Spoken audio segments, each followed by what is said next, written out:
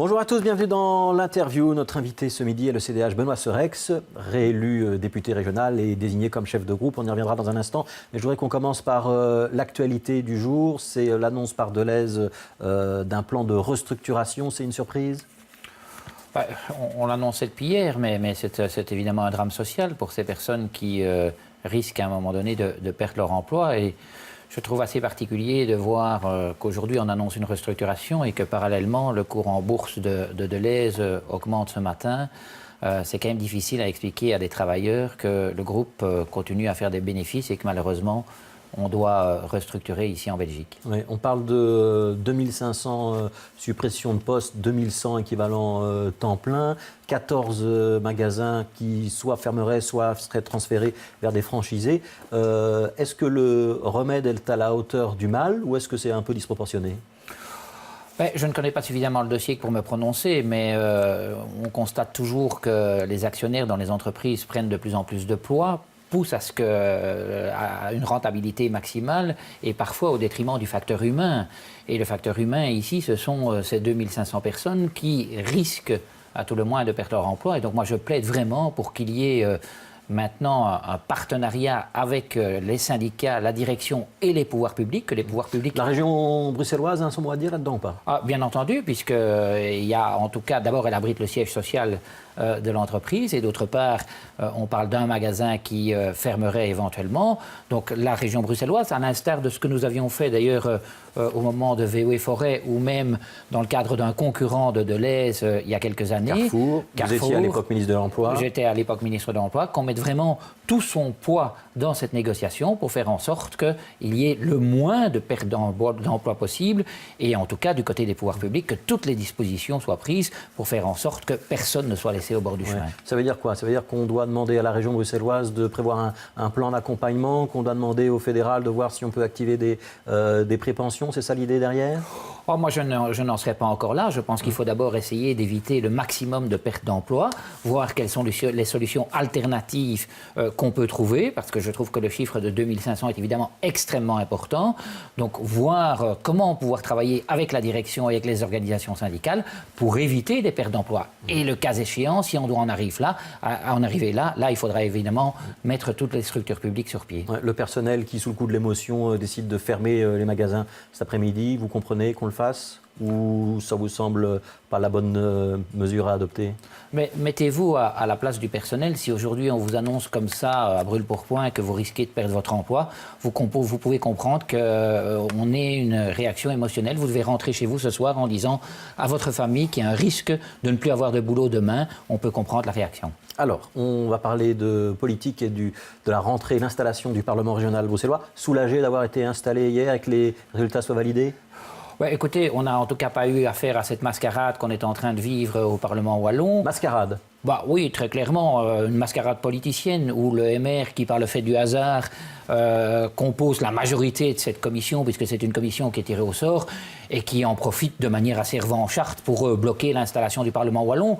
Je constate qu'à Bruxelles, et c'était un président MR, M. Brocchi, il a fait ça remarquablement bien, il n'est pas tombé dans ce travers-là, et l'installation a pu se faire de manière très correcte, et nous sommes maintenant des parlementaires à part entière.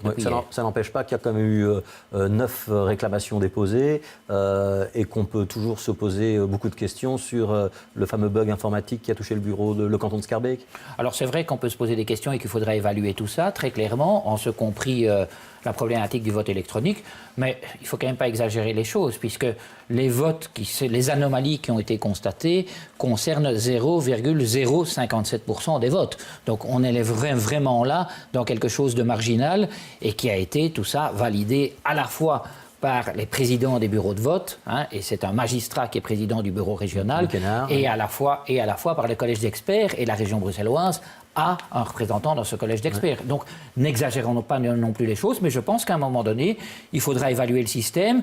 Et vous savez peut-être qu'au niveau du CDH, on avait déposé sous la précédente législature une proposition pour en revenir au vote papier avec une lecture optique. Oui, donc vote papier, on doit pouvoir faire ça dans le courant de la législature pour les prochaines élections dans 5 ans ? On a un peu de temps cette fois-ci, justement. D'habitude, on ne sait jamais, quand même en Belgique.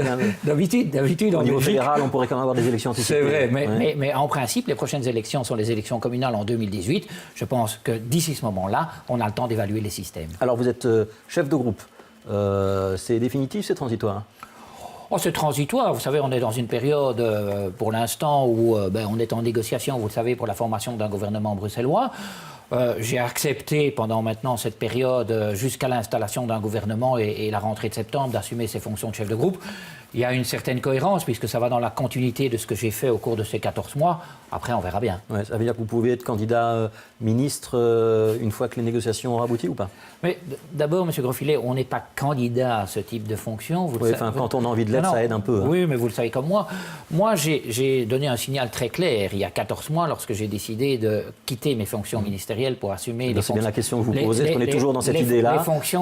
Ou est-ce que l'intérêt supérieur de Bruxelles exigerait que vous redeveniez ministre? Je pense que le signal que j'ai donné il y a 14 mois était assez clair, mais attendons de voir comment la situation va évoluer dans les prochaines semaines. Et donc, si vous n'êtes pas candidat, ce sera Céline Frémaux qui sera la candidate naturelle pour être ministre pour le CDH? Je vous répète, M. Grosfilet, que nous ne sommes pas candidats à ces fonctions, qu'il y a d'abord des semaines de négociations sur un programme à établir avec nos partenaires, et après, il appartiendra au président de parti de faire ses choix. Est-ce que vous comprenez que les néerlandophones se soient un petit peu cabrés il y a une semaine lorsqu'ils ont appris que côté francophone, on souhaitait associer PS, CDH et FDF? Non, parce que j'avoue que j'ai été très, très surpris de cette réaction des néerlandophones, puisque, en fait, ce n'est pas la première fois que le FDF gouverne avec les partis néerlandophones ici à Bruxelles. M. Gozouin, le même qu'aujourd'hui, a été ministre pendant 15 ans avec des partis néerlandophones. Donc je ne comprends pas si ce n'est peut-être une réaction des appareils de parti au niveau national qui ont sans doute été un peu surpris par la manière dont les choses se sont déroulées à Bruxelles et en Wallonie. Les négociations vont reprendre cet après-midi. Ça veut dire qu'on a dû envoyer un signal aux néerlandophones pour les amadouer ou pas? Mais ça veut dire que les choses se sont apaisées et je crois qu'il faut être aussi honnête de part et d'autre. Il faut que chacun des partenaires autour de la table, tant francophones que flamands, s'engage à appliquer correctement la réforme de l'État. Et ça, c'est vrai que le FDF n'y a pas participé sous la législature précédente. Il ne faudrait pas que dans l'implémentation de cette réforme de l'État, qui est quand même un des éléments importants de cette législature, il y ait des blocages du côté du FDF. Donc il faut un engagement clair à ce niveau-là. Qu'est-ce qu'il faudra dans cette déclaration de politique régionale, dans cet accord de gouvernement qui ne se trouvait pas dans le précédent? Qu'est-ce qu'il faudra améliorer? S'il y a une priorité sur laquelle les négociateurs CDH doivent être attentifs, c'est laquelle? C'est l'ancrage de la classe moyenne ici à Bruxelles. Faire en sorte qu'au niveau du logement, notamment, l'accès à une première propriété ici à Bruxelles, les jeunes de la classe moyenne puissent enfin pouvoir rester ici dans cette région, parce que s'il y a un des échecs des politiques précédentes, c'est qu'on n'a pas pu empêcher l'exode de la classe moyenne. On a une explosion démographique, mais malheureusement, la classe moyenne continue à rester ici. Donc le logement, ça sera un des points centraux. On met combien de temps à négocier ce gouvernement bruxellois? L'objectif doit quand même être que et c'est une tradition, que pour la fête nationale, on ait un gouvernement bruxellois. Donc d'ici au 21 juillet. Je voudrais vous parler un instant du fédéral. Bart De Wever consulte, il a une semaine de plus pour le faire. Est-ce qu'en une semaine, il peut convaincre le CDH de monter dans une coalition de centre-droit au fédéral? Mais vous savez, ce n'est pas convaincre que le CDH, c'est convaincre l'ensemble des partenaires de monter dans une coalition au niveau fédéral. Et ça, il faut le faire sur la base d'un projet et d'un programme. Et c'est ce que nous attendons aujourd'hui de l'informateur royal. Nous avons répondu, comme les autres formations politiques, à une série de contacts et d'invitations. Maintenant, il faut à un moment donné qu'il y ait un projet sur lequel on puisse discuter. Quand vous dites un projet, ça veut dire un menu de négociation où Bart De Wever dévoilerait un petit peu ce qu'il a envie de faire. Vous savez, on ne peut pas partir quand même les yeux dans le noir. Et donc, il faut à un moment donné qu'on puisse savoir ce sur quoi on souhaite travailler dans les prochaines années au niveau fédéral. Et ça, aujourd'hui, au-delà des contacts informels qui ont eu lieu avec l'informateur, on ne voit pas encore très clair à ce niveau-là. Ouais. S'il y a dans ce menu de Bart De Wever des éléments qui touchent, par exemple, aux allocations de chômage, par exemple aux pensions, vous pouvez accepter d'en discuter ou pas? Nous avons très clairement bien balisé les choses au travers de notre programme.